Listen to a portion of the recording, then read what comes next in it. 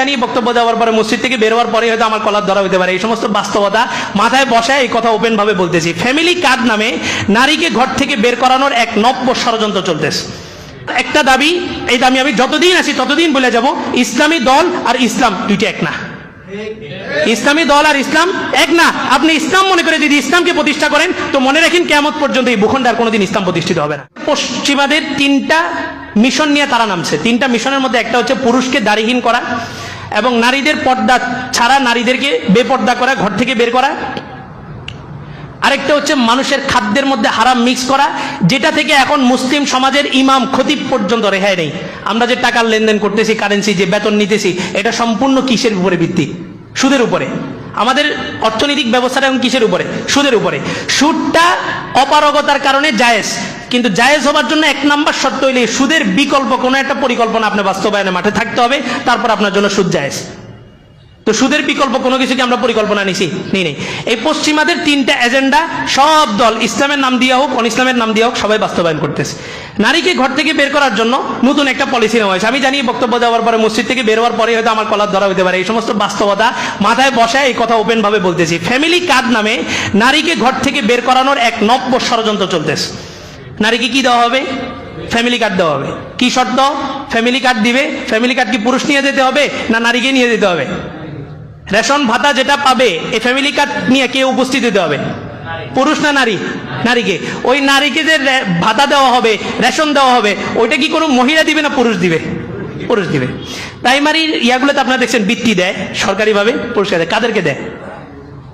হ্যাঁ, আপনারা জানেন না? মেয়েদেরকে দেয়। এবং মেয়েদেরকে দেয় না, মেয়েদের গার্ডিয়ানকে দেয়। গার্ডিয়ানের মধ্যে বাবাকে না, মাকে দেয়। কি বলছি বুঝছেন? একটা হচ্ছে ভালো আর একটা হচ্ছে হক, দুইটার মধ্যে ভিন্নতা আছে। ভালো মানে একজন মানুষ ভালো, সে দান করে, চুরি করে না, সে ভালো। কিন্তু এই মানুষটা হক না বাতিল, এটা আপনাকে বুঝতে হবে ইসলাম দিয়া। এই যে নারীকে ঘর থেকে বের করার এক প্রবণতা, এটার মধ্যে ইসলামী দলগুলো তো আছেই। সেকুলার এক নতুন মিশন বাস্তবায়ন করতে মাঠে নামছে, সেটা কি? Family card. ফ্যামিলি কার্ডের নাম দিয়ে নারীকে ঘরে রাখা হইতেছে না নারীকে ঘর থেকে বের করা হইতেছে? নারীকে ঘর থেকে বের করা হয়েছে। নারীকে নিরাপত্তা দেওয়া আমাদের যতগুলো কর্তব্য আছে তার মধ্যে প্রধান কর্তব্যগুলোর মধ্যে থেকে একটা কর্তব্য হচ্ছে নারীকে তার নিরাপত্তা নিশ্চিত করা। ইসলামী দলগুলো কি বলে?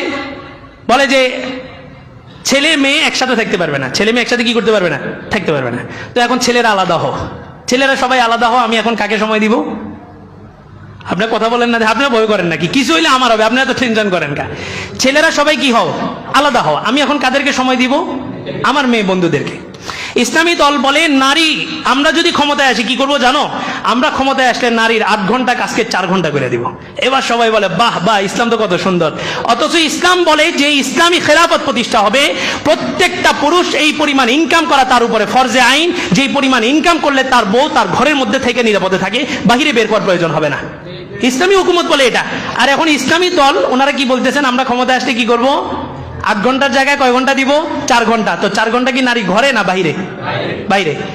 বলে যে আমরা ক্ষমতায় আসলে নারী কি হবে? নারী মসজিদে আসবে। নারী মসজিদে আসবে, নারী এখন ওয়াজ মাহফিলও যায়। আগে ওয়াজ মাহফিলে যেত, এখন আরেকটু আপডেট হয়েছে, এখন ওয়াজও করে। নারী বক্তা আছে, আপনার মনে জানেন না? নারী বক্তা আছে, নারী এখন ওয়াজ করে। কেন? ওই যে আমার মতো হুজুররা আছে ফতুয়া দিবে, বলে যে আল্লাহর রসুল, আমরা মানি কাকে? রসুলকে। আমরা মানি কি কে? ইসলামকে। আমাদের নেতাকে রসুল মুহাম্মদ সাল্লাল্লাহু আলাইহি ওয়াসাল্লাম। আমাদের সংবিধান কি? কোরআন হাদিস। তো বলে যে ঠিক আছে, তোমরা যেহেতু রাসূলকেই মানো, তো এবার আমার বক্তব্য শোনাও। বক্তব্য হইল রাসূল তার জীবনে কখনো কোনোদিন কোনো নারীকে বেপর্দা আসছে আর রাসূল তার পর্দার ব্যাপারে বলছেন, অথবা বলছেন বোন তুমি পর্দা ছাড়া কেন আসছো? তুমি বাসায় চলে যাও, তুমি বাসায় যা পর্দা করে আসো। এটা কোনোদিন রাসূল বলেন নাই। এমন এক গাঁজাখুরি বক্তব্য ইতিহাসের 1400 বছরের মধ্যে আর কেউ দেয়নি। নামাজ কি? ফরজ। আগে কি ফরজ ছিল? ফরজ ছিল। মদ কি? হারাম। মদ কি? ঈসা আলাইহিস সালামের যুগ থেকে মদটা কি ছিল? হালাল ছিল। আল্লাহ রসুলের যুগে এসে মাদানী জীবনে যাওয়ার পরে মদ কি হয়েছে? হারাম হয়েছে। তাহলে এখন কি এটা বলার সুযোগ আছে যে তোমরা ইয়া করো, মসজিদে আসার আগে একটু মদ পান করে আসতে পারো? সাহাবীরা পান করছে, এটা বলার সুযোগ আছে? নাই। ইসলামে পর্দা ম্যান্ডেটরি। তারা এখন আধুনিক টার্মের শব্দ ব্যবহার করে, ইসলামিক শব্দগুলো ব্যবহার করেন। ইসলামিক শব্দ ব্যবহার করলে তো ধরা। ও যদি জায়েজ বলে তাহলে ধরা। ও এখন শব্দ দিয়েছে ম্যান্ডেটরি না। এই এখন সমাজ ব্যবস্থা বলে যায় এই হুজুরটাই তো ঠিক আছে, এটা ইংরেজি দিয়ে বুঝাইছে একবারে। ম্যান্ডেটরি না। ম্যান্ডেটরি মানে আবশ্যক না।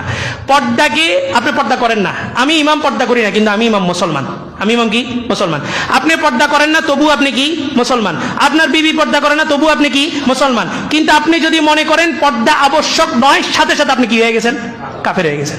নামাজ ফরজ, এটা সবাই মানি না, সবাই কি পড়ি, তাহলে কি আমরা কাফের হয়ে গেছি? হই নাই। বিভিন্ন ব্যস্ততার কারণে শয়তানের ধোকায় পড়ে যেভাবে হোক আমরা নামাজ কাজা করি, তাহলে কি আমরা কাফের হয়ে গেছি? হই নাই। কিন্তু কোনো মানুষ যদি এই বিশ্বাস লালন করে নামাজ পড়া লাগবে না, তার ঈমান আছে না গেছে? গেছে। এবার দেখেন বক্তব্য কি কাজে, রাসূল কখন এটা বলেন। অথচ এটা পর্দার হিজাবের আয়াত ফরজ হওয়ার আগের কথা, রাসূলের দরবারে সবাই আসছে। আর রাসূলের বিধান কি আমাদের সাথে ফিট হবে? রাসূল পুরো উম্মতের সর্দার, পুরো উম্মতের জন্য তিনি নবী, তিনি যে কারো ঘরে যাবেন তার সাথে আবার পর্দা কিসের? রাসূল 9 বিয়ে করছে, আপনি চাইলে কি 9 বিয়ে করতে পারবেন নাকি? রাসূল চাঁদকে দ্বিখণ্ডিত করছে, আপনি চাইলে কি তার চাঁদকে দ্বিখণ্ডিত করতে পারবেন নাকি? তাহলে রাসূলের বিষয় উম্মতের উপরে আসবে না। আর এই কথা যদি বাস্তবতা মাইনাও নেই, রাসূলের জীবদ্দশায় রাসূলের কাছে মহিলারা আসছেন, তবে এটা হচ্ছে পর্দার আয়াত নাজিল হওয়ার আগে। পর্দা ফরজ হওয়ার পরে কোন নারী মুখ খোলা রেখা রাসূলের কাছে মসজিদে নববীতে আসছে, ইতিহাসের 1400 বছরের মধ্যে কেউ বলতে পারেনি, কেউ দেখাইতে পারবে না। তা আমরা আশ্চর্য হই না, আপনারা আশ্চর্য না? আপনার আশ্চর্য হই না? যদি আজকে এই বক্তব্যটা কোনো আলেম দিত তাহলে আশ্চর্য হইতেন যে একজন আলেম এরকম একটা বক্তব্য দিয়েছে কিভাবে। যার একাডেমিক পড়াশোনা নাই, যে আলেম না, কোরআন হাদিসের কোনো নলেজ তার মধ্যে নাই, এরকম মানুষ এরকম গাঁজাখড়ি বক্তব্য দিতেই পারে, এটা আমরা আশ্চর্যের কিছু না। এই জন্য আমার একটা দাবি, এই দাবি আমি যতদিন আছি ততদিন বলে যাব, ইসলামী দল আর ইসলাম দুইটা এক না। ইসলামী দল আর ইসলাম এক না। আপনি ইসলাম মনে করে যদি ইসলামকে প্রতিষ্ঠা করেন, তো মনে রাখেন কিয়ামত পর্যন্ত এই ভূখণ্ডে আর কোনোদিন ইসলাম প্রতিষ্ঠিত হবে না। ইসলাম কি 5 বছরের জন্য চান না আজীবনের জন্য চান? এই টার্মে, এই পদ্ধতি যদি ইসলাম হুকুমতে যায়, কয় বছরের জন্য? 5 বছরের জন্য।